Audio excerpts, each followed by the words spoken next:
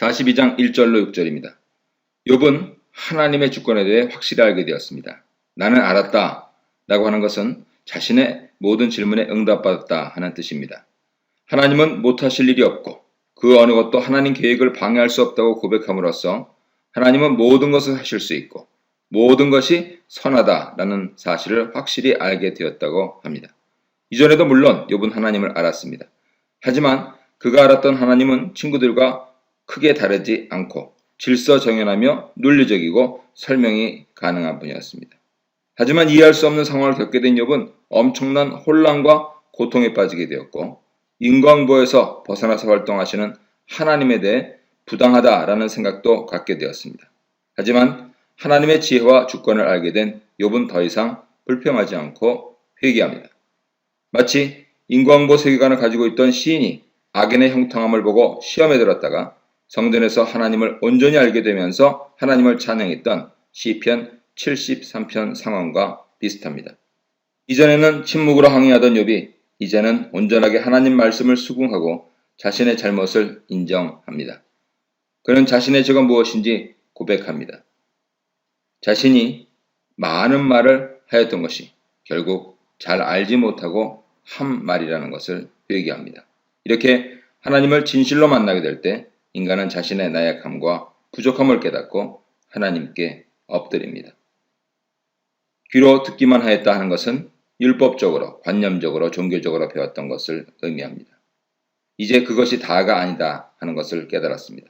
그는 지금 자신에게 말씀하시는 하나님 음성을 듣고 자신 앞에 나타나신 하나님을 직접적으로 만났습니다. 진정한 신앙은 이처럼 말씀, 기도 등 다양한 방법으로 우리에게 역사하시는 하나님을 인격적으로 만나는 것입니다.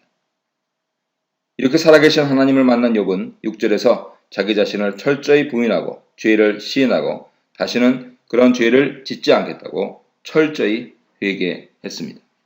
하나님과 욥 사이에서 누가 옳은가 하는 문제를 정리하신 하나님께서는 이제 친히 욥과 세 친구들 사이의 문제를 정리해 주십니다.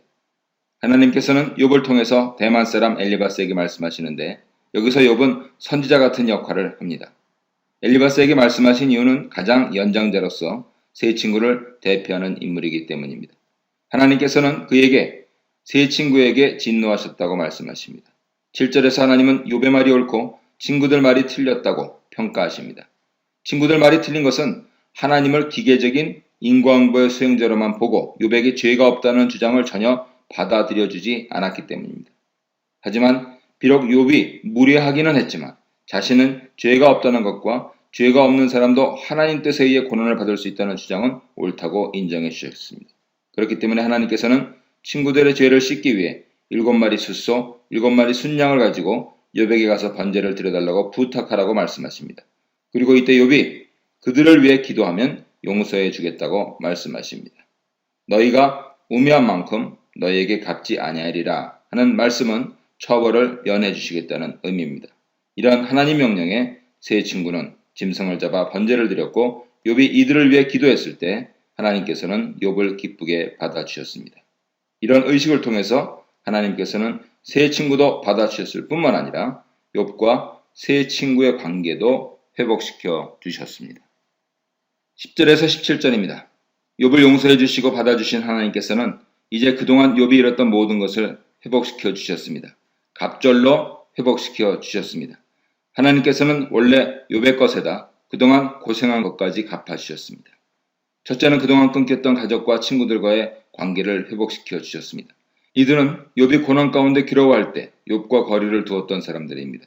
이제 그들이 욥에게 찾아와 식탁교제를 나누고 욥의 어려움에 대해 같이 슬퍼하며 위로하고 물질 도움까지 주었습니다.